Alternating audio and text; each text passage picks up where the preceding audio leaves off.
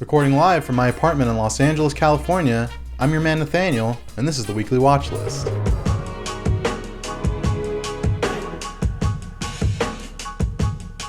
Welcome to the Weekly Watchlist, the show where we count down the best movies to stream right now on Amazon Prime Video.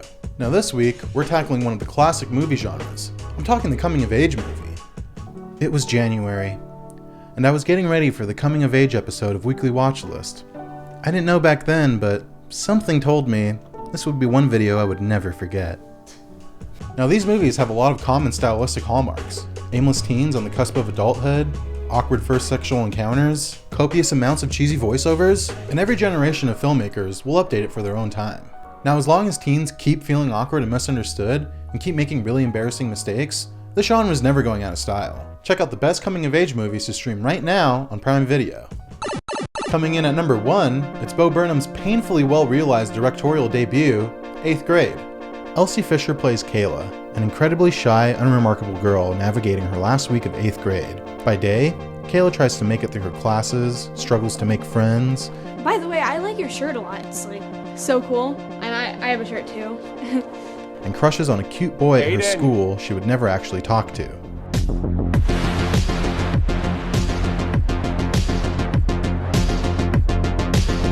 Good job.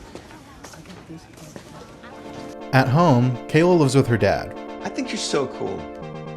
I think you were so... I'm gonna stop eating with you if you keep doing You said I could say one thing. Can I say one thing, please? And post motivational videos to her YouTube channel with helpful advice like be yourself and have confidence. Basically, be yourself and don't care about what other people think about you, and just ignore them if they're being mean to you about it, and everything will work out if you're just being yourself. Now I don't want to give too much away about the plot, but this movie is about the 8th grade. It's less about what happens and more about how dramatic it all feels. We watch Kayla in a state of terror when approaching routine social situations, to moments of transcendence when she's surfing the gram alone in her room. But for the most part, 8th grade is just one giant cringe fest, in the best possible way.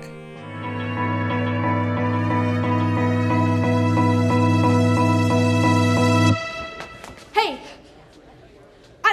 I wrote you that letter thanking you for inviting me to your birthday party, and you didn't write back or anything. I didn't even get a DM on Instagram or whatever. And you know what? You're always mean to me, and I'm always nice to you, and being mean isn't nice. And when someone does something nice to you, you're supposed to be nice back, and you're always mean to me. And I know I'm a good person because I'm always nice to you, and you're just...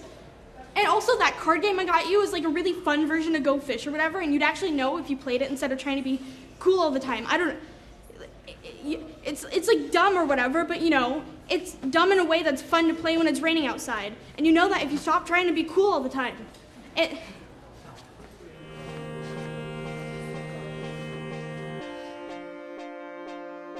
Now if there's one thing I do object to, and I think is age inappropriate, 8th graders shouldn't be making YouTube videos. Leave that to the 20-something-year-old deadbeats that really need the ad revenue, okay? Coming in at number 2, check out the visually striking Amazon original, Selah and the Spades.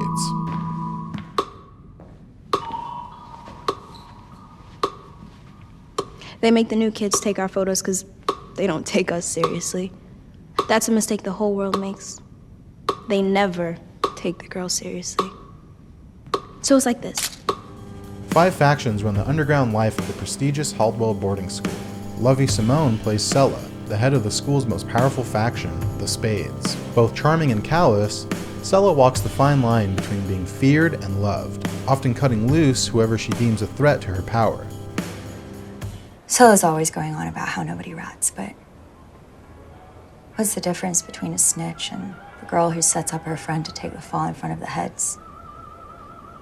Things take a turn when Selah chooses a new protege/successor, Paloma, as the film depicts the mutually destructive power struggles of high school social cliques. This one is basically a mobster movie set in high school where the hot popular kids are the mob bosses who control everything and demand undying loyalty from their friends, or they'll be disappeared forever.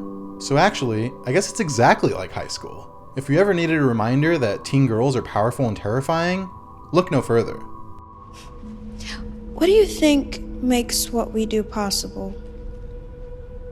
Trusting people to keep their mouths shut, trusting people to love us, to want us to succeed. Please. It's better to put the fear of God in their souls, Paloma. Better to have them fear your goddamn sneakers walking towards them on the concrete than to let them think that their actions don't have consequences. This is what it means to have power. This is what you have to do to keep it. But if I had to point out one flaw in Selah's actions as a crime boss, it's to stop going out of your way to create incriminating evidence against yourself. I mean, at least tell Paloma to stop taking pictures of everything, Jesus. Coming in at number 3, check out Jeff Nichols' Mississippi Delta movie, Mud, available to rent or buy. This one's kind of like a modern take on Huckleberry Finn. We follow Ty Sheridan and Jacob Laughlin as Ellis and Neckbone, two adventurous Arkansas boys who find a boat stuck in a tree in the middle of an uninhabited island on the Mississippi River. They soon discover that the boat is occupied by a charming drifter named Mud, played by Matthew McConaughey. I'm waiting on my girlfriend, Juniper. She hot? She's beautiful. Bullshit. Prettiest girl I ever seen, hands down. Blonde hair, long legs. Hey, she's like a dream you don't want to wake up from. She got these birds tattooed on her hands here. Nightingales. Good luck, birds. As it turns out, Mud is a wanted criminal who killed a man for harming his longtime on and off again love interest Juniper, and is now in hiding from both the police and the people seeking revenge. As Ellis's parents' marriage deteriorates, Ellis is drawn deeper and deeper into Mud's fantastical story of true love, and the boys strike a deal with Mud to fix up the boat and help him steal parts from all over town in exchange for his pistol. What kind is it? 45. I get this boat floating first. All right. Now, I've been a Matthew McConaughey. The guy can make any random life advice sound really sleazy and languid and cool. He's a bum, Ellis. Come on. I ain't no bum, I got money, boy. You can call me a hobo because a hobo work for his living. You can call me homeless because, well, that's true for now. But you call me a bum again, I'm going to teach you something about respect your daddy never did. His role as Mud reminded me of a wiser, more fleshed out version of his character Wooderson from Dazed and Confused. There's also some great examples of one of my favorite coming-of-age tropes, which is characters talking in pure metaphor that's clearly been reverse engineered to apply to the situation at hand. This river brings a lot of trash down it. Some of that trash is worth a lot of money. Some of it's not. You gotta know what's worth keeping and what's worth letting go. You know the difference? Even though the setting and story arc are pretty original, this movie just feels like a classic coming-of-age movie. I mean, if you didn't grow up stealing scrap metal, getting into fights, and riverboating with your buddy Neckbone, did you even come of age, bruh? Coming in at number 4, it's an all-time classic, the 1989 high school black comedy, Heathers. Dear Diary, Heather told me she teaches people real life. She said, real life sucks losers dry. If you want to fuck with the Eagles, you have to learn to fly. Winona Ryder plays Veronica Sawyer, the only girl not named Heather in her clique of evil popular girls at the top of her school's social pyramid, the Heathers. What is your damage, Heather? Don't blame me, blame Heather. She told me to haul your ass into the cab pronto. Veronica still has fondness for her previous life with her nerdy friends, which in the 80s meant anyone with glasses, and becomes more and more disgusted with the Heathers. Heather, why can't you just be a friend? Why are you such a mega bitch? Because I can be.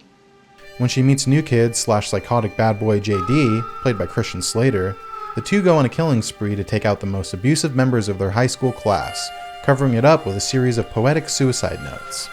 To me, though, suicide is the natural answer to the myriad of problems life has given me. That's good, but Heather would never use the word myriad. As the body count racks up, Veronica begins having second thoughts about her new boo and has to stop him before he blows up the school. You think just because you started this thing, you can end it? I'll kill you. I'll fucking kill you, I swear to God. How do I turn off the goddamn bomb, asshole? Fuck you! This film is kind of a dark satire of the feel-good John Hughes movies that dominated the coming-of-age genre, dialing up the tropes to 11 and depicting teen social lives as a matter of life or death. I just killed my best friend. And your worst enemy. Same difference. This movie still hits a lot of the same classic teen movie beats, like fighting with your friends, breaking up with your boyfriend, learning how to be a good person, but with a lot more murder. I prayed for the death of Heather Chandler many times, and I felt bad every time I did it, but I kept doing it anyway. Now I know you understood everything. Praise Jesus. Hallelujah. Hi, I'm sorry. Technically, I did not kill Heather Chandler, but hey, who am I trying to kid, right? I just want my high school to be a nice place. Amen. Did that sound bitchy? Coming in at number 5, we've got Deborah Granick's 2018 survivalist drama, Leave No Trace.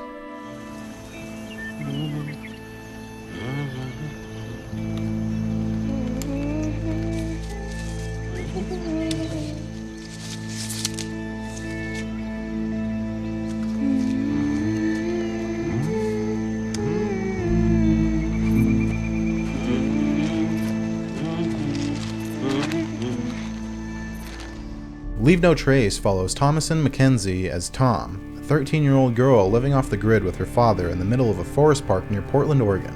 Ben Foster plays her dad Will, an Iraq war vet with PTSD who can no longer live in society, but educates Tom in survival techniques and how to hide better.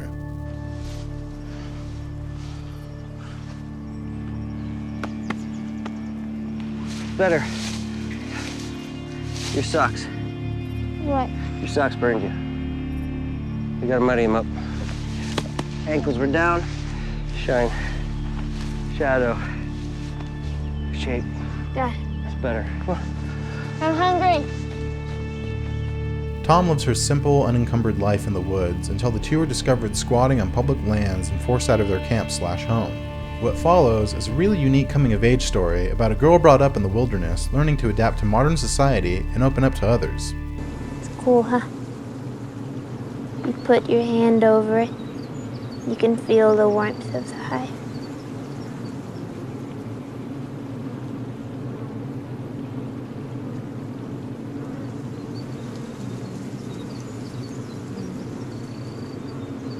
A person can withstand 500 stings. Close your eyes.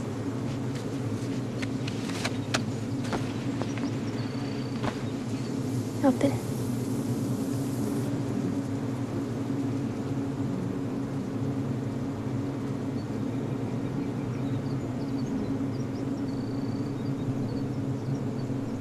So you don't need to be scared. Honestly, my favorite part is the early scenes of them camping out in the forest. The gentle rhythm and nature imagery in the first section are so good that it makes the human world feel incredibly strange and alienating by comparison. Kinda makes me want to pack up and move out of LA, but I'd probably just end up into the wilding myself. And there you have it, 5 of the best coming-of-age movies to stream right now on Prime Video. Let me know what genre you want me to tackle next in the comments. Or you can just let me know how much of an idiot I am for not including your favorite coming-of-age movie. I can take it. Until next time, don't blink, always be streaming.